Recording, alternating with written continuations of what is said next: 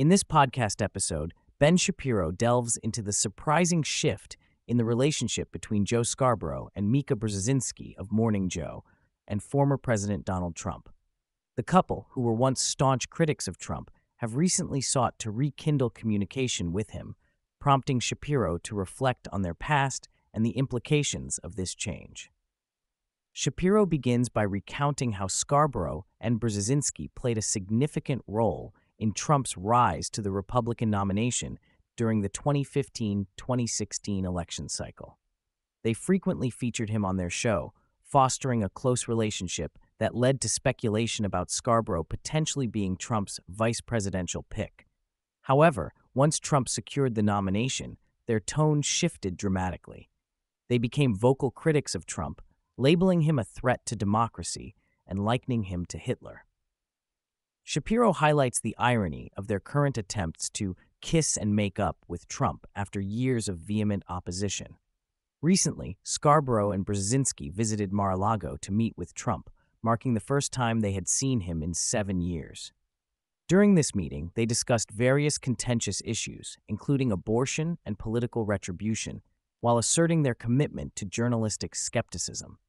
Shapiro criticizes this move as a blatant attempt to regain credibility after years of hyperbolic criticism of Trump, suggesting that their previous demonization of him was disingenuous. Shapiro argues that the legacy media, represented by figures like Scarborough and Brzezinski, has lost significant credibility due to their inconsistent narratives about Trump. He posits that their initial support for Trump, followed by years of vilification, has left them in a precarious position. The media's credibility crisis is further exacerbated by the backlash from left-leaning commentators, such as those on The View, who express disbelief at the idea of Joe and Mika reconciling with Trump.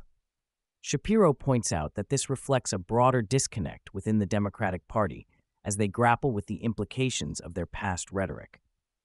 Shapiro transitions to discussing the challenges facing the Democratic Party, particularly in light of their handling of issues like immigration and economic policy.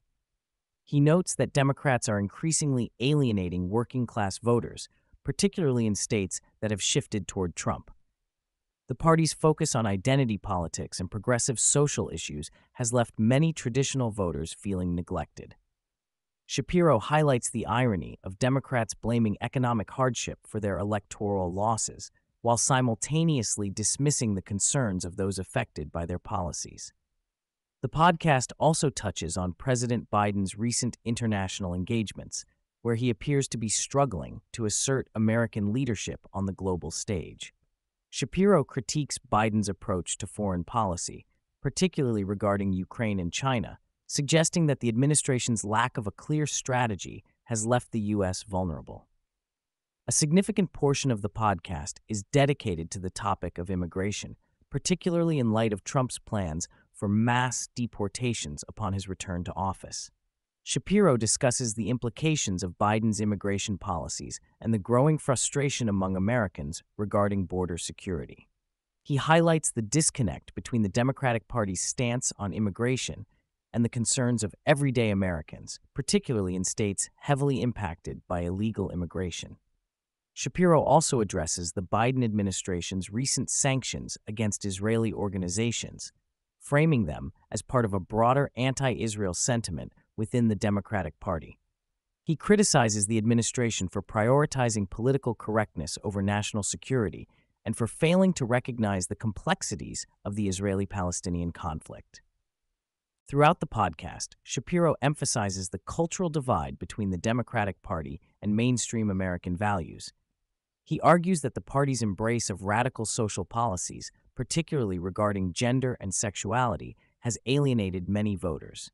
Shapiro points to polling data indicating that a significant majority of Americans oppose allowing minors to undergo gender transition procedures, suggesting that the Democratic Party's insistence on these issues is a major factor in their electoral struggles.